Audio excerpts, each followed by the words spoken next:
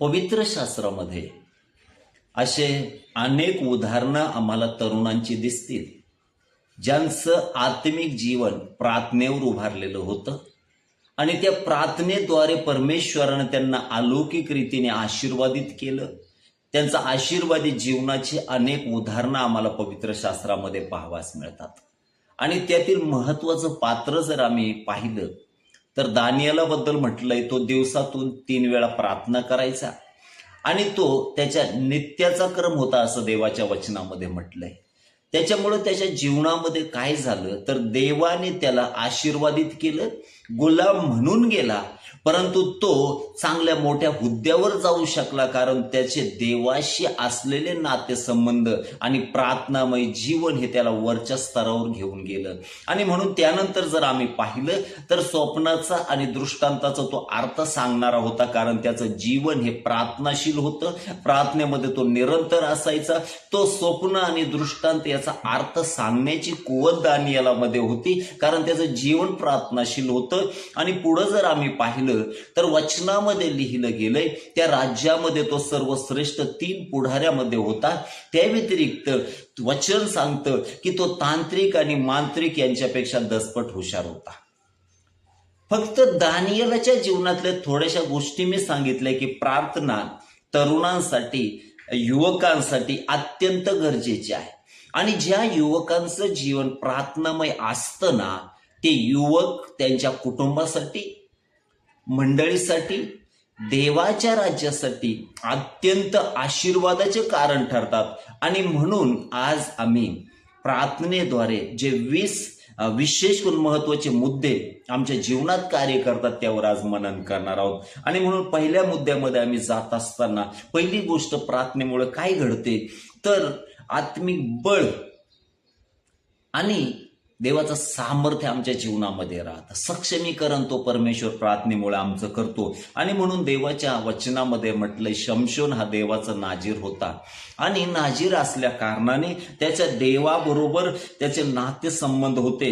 आणि ज्यावेळेस तो देवाबरोबर चालायचा, वचन सांगतं, त्याच्यावर जेव्हा सिंहाने झडप घातली, त्याचं जीवन प्रार्थनाशील होतं. आणि म्हणून त्याच्यामध्ये देवाचा अभिषेक त्याच्या जीवनात असल्या कारणाने सिंह ज्यावेळेस त्याच्यावर चालून आलं, त्याने करडू फाडावं असं त्या सिंहाला फाडलं आणि देवाने त्याला त्या विनाशातून वाचवलं. यातून शिकवास हे मिळतं प्रियांनो की तो परमेश्वर ज्यावेळेस आम्ही देवाच्या सानिध्यामध्ये, प्रार्थनेमध्ये जीवन घालतो, त्यावेळेस तो परमेश्वर आम्हाला आत्मिक बळ देतो, आत्मिक सामर्थ्य देतो. आणि म्हणून ही गोष्ट अत्यंत महत्वाची आहे. दुसरी गोष्ट जर आम्ही पाहिली तर प्रार्थनेमुळे काय होतं तर आम्हाला मोहावर विजय मिळवण्याची कृपा परमेश्वर पुरवतो.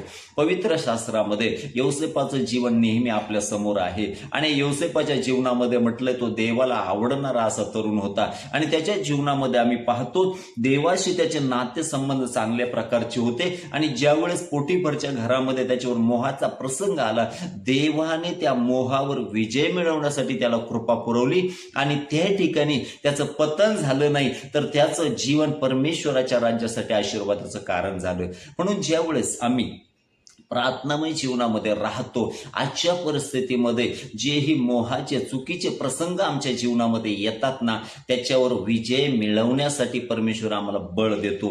आणि म्हणून तिसरी गोष्ट, प्रार्थनेद्वारे काय होते तर जीवनात योग्य दिशा आणि मार्गदर्शन मिळालं जातं. पवित्र शास्त्रामध्ये आम्ही पाहतो अब्रामाचा विश्वास त्या देवावर होता. आणि ज्यावेळेस त्याला आम्ही वचनामध्ये पाहतो की त्याला आपल्या मुलासाठी, इसाकासाठी वधू शोधायची होती, जेव्हा अब्रामाचा दास विशेष त्याला शोधण्यासाठी गेला, त्यावेळेस त्या ठिकाणी म्हटलंय, तेव्हा त्याने विहिरीपासून थांबून अचूक मार्गदर्शनासाठी प्रार्थना केली. आणि जी प्रार्थना केली त्याचं उत्तर परमेश्वराने त्याला दिलं, त्याला दिशा दाखवली. आणि वचनामध्ये म्हटलंय की परमेश्वराने अलौकिक रीतीने त्यांच्या जीवनात कार्य केलं. म्हणून आमच्या जीवनामध्ये ज्यावेळेस आम्ही प्रार्थनेवर विसंबून राहतो, अवलंबून राहतो, त्यावेळेस देव आम्हाला जीवनामध्ये योग्य दिशा आणि मार्गदर्शन करतो.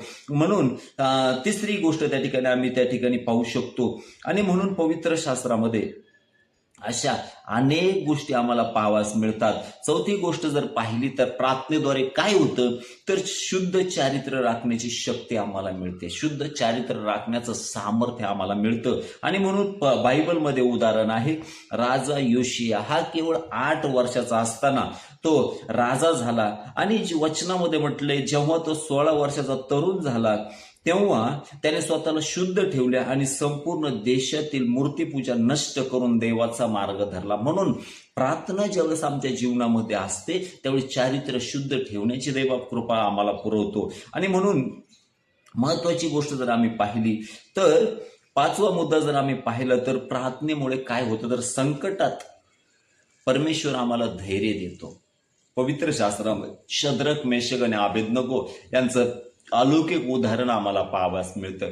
आणि ज्यावेळेस राजाने हुकूम काढला की ज्यावेळेस त्या ठिकाणी त्यांच्यावर संकट आलं त्यांना त्या मूर्तीचं समोर नमन करणं गरजेचं होतं, परंतु वचन सांगतं त्यांचं जीवन हे प्रार्थनाशील असल्या कारणाने ते प्रार्थनेमध्ये राहिले आणि देवाने त्या संकटामध्ये त्यांना धैर्य दिलं. त्याचा परिणाम हा झाला की ज्यावेळेस राजाने तो अलौकिक चमत्कार पाहिला, त्या अग्नीमध्ये फिरत आहे त्यांच्या बरोबर चौथाही कोणीतरी व्यक्ती आहे, ज्यावेळेस त्यांनी पाहिलं तो म्हणतो चौथ्याचं स्वरूप देवपुत्रासारखं आहे.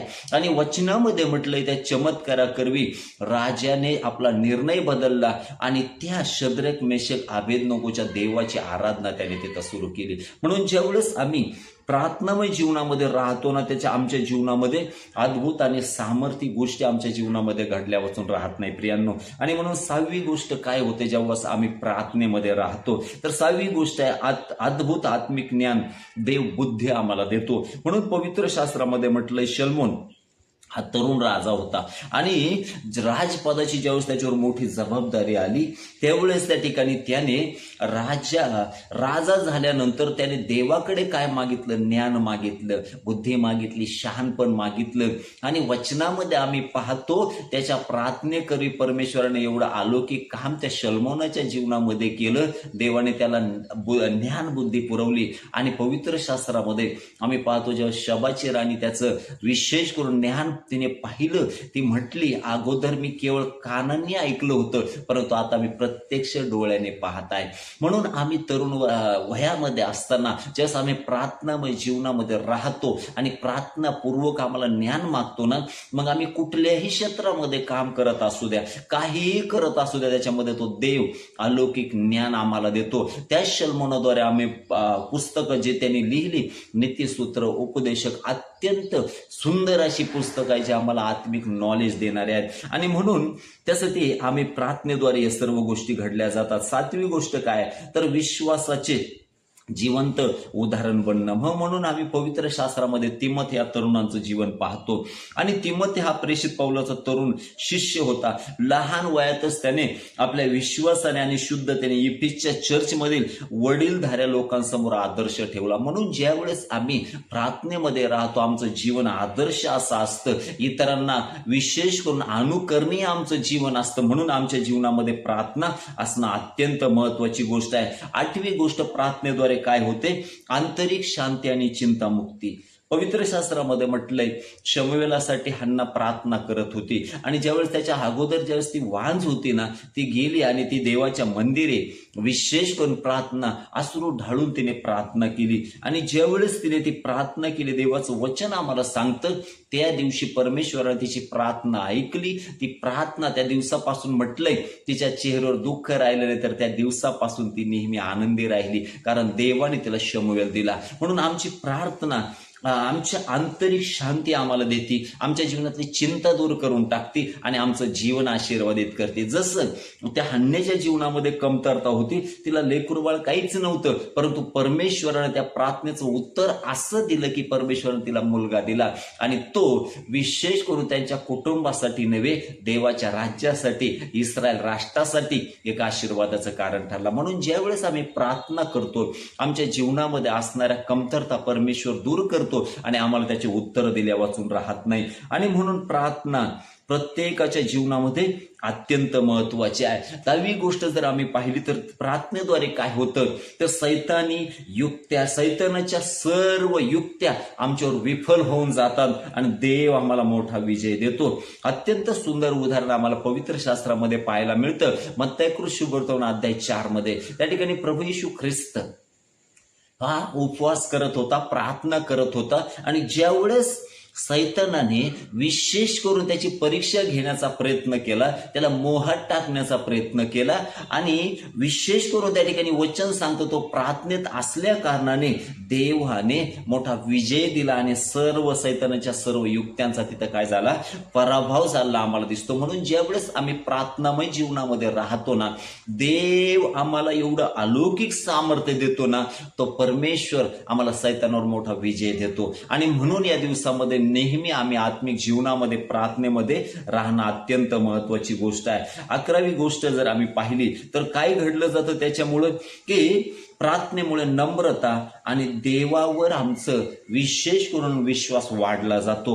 पवित्र शास्त्रामध्ये आम्ही पाहतो तरुण वयामध्ये असणारा गिदोन विशेष करून देवाच्या भयामुळे लपून बसला होता आणि लपून तो गहू झोडपत होता. आणि जेव्हा देवाने त्याला पाचारण दिलं तेव्हा त्याने स्वतःचा गर्व न करता नम्रता दाखवली आणि तो देवावर विसंबून राहिला. आणि म्हणून ज्यावेळेस आम्ही प्रार्थनामय जीवनामध्ये राहतो, देवावर विसंबून राहतो, देव अलौकिक आमच्या जीवनामध्ये काम करतो आणि देव आमच्या ठाई नम्रता आणतो. आणि म्हणून त्या ठिकाणी आम्ही पाहतो त्या विशेष करून गिदोनाचं जीवन आमच्यासाठी आशीर्वादाचं कारण आहे. 12वी गोष्ट प्रार्थनेद्वारे काय होते तर वचनामध्ये म्हटलंय देवाच्या राज्यासाठी महान कृत्य करणं. पवित्र शास्त्रामध्ये आम्ही अगोदरही पाहिलं दानिएलाचं जीवन, आताही आम्ही पाहणार आहोत दानिएल आणि त्याचे मित्र.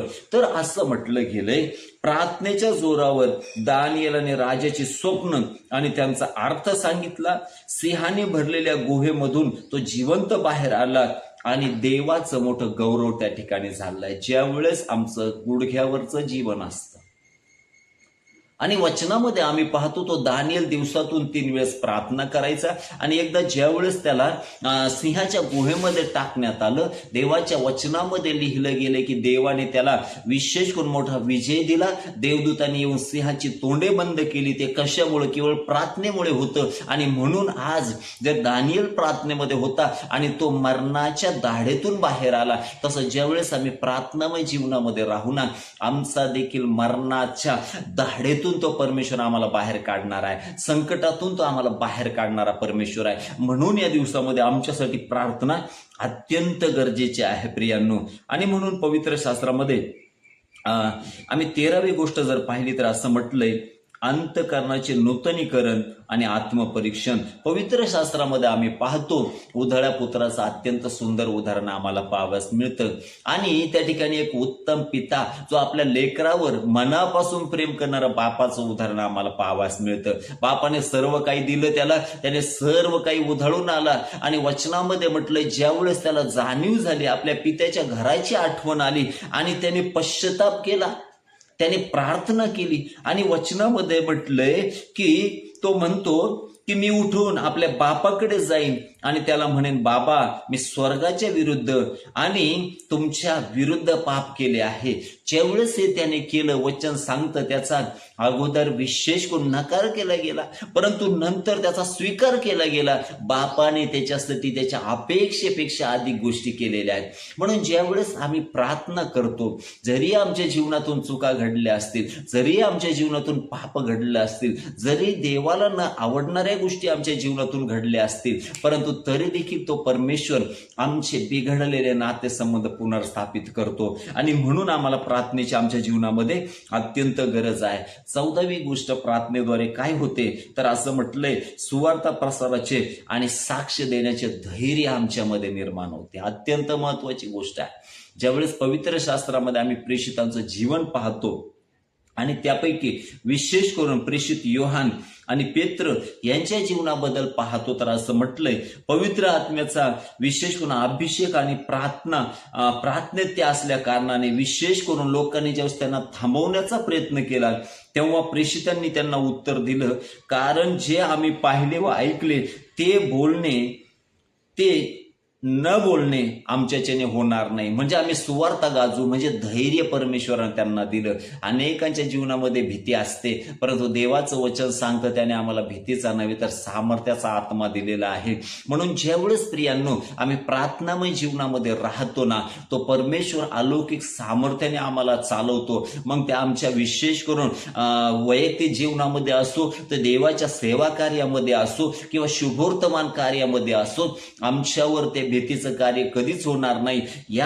यामुळे की आमचं जीवन प्रार्थनामय आहे. आणि म्हणून विशेष करून 15वी गोष्ट प्रार्थनेमुळे काय होते, तर असं म्हटलंय सेवा कार्यासाठी पाचारण आणि अभिषेक. पवित्र शास्त्रामध्ये यिर्मया संदेष्ट्याचं आम्हाला उदाहरण पाहावास मिळतं. आणि तो ज्यावेळेस त्याला पाचारण दिलं गेलं त्यावेळेस तो तरुण होता, आणि ज्यावेळेस परमेश्वर त्याच्याशी बोलला त्यावेळेस तो यिर्मया त्यांना म्हणतो की मी लहान आहे. तेव्हा देवाने त्याला संदेष्टा म्हणून निवडले होते. यिर्मया संदेष्टा घाबरत होता, परंतु देवाने त्याला सामर्थ्य दिलं आणि परमेश्वर त्याला म्हणाला की मी लहान आहे असे म्हणू नको, कारण मी तुझ्या बरोबर आहे. कारण ज्या सर्वाकडे मी तुला पाठवीन त्या सर्वाकडे तू जाणं गरजेचं आहे. म्हणजे ज्यावेळेस आम्ही प्रार्थना करतो, देवाची उपस्थिती आमच्या जीवनात येते, आमच्या अंतःकरणातली मनातली भीती परमेश्वर काढून टाकतो. आणि म्हणून अत्यंत महत्वाची गोष्ट ही आहे, त्याच्यामुळं परमेश्वर आम्हाला पाचारण देतो, त्याच्यामुळं अभिषेक देतो. या विशेष गुण यिर्मयाच्या जीवनामध्ये परमेश्वर त्याला पाचारण दिलं आणि अलौकिक अभिषेक ज्यावेळेस पुरवला ना, त्याचं जीवन देवाच्या राज्यासाठी आशीर्वादाचं कारण ठरलेलं आहे. प्रार्थनेमुळे होणारी 16वी गोष्ट काय आहे, तर देवाच्या वचनामध्ये आम्ही पाहतो वाईट संगतीपासून आमचं संरक्षण होतं.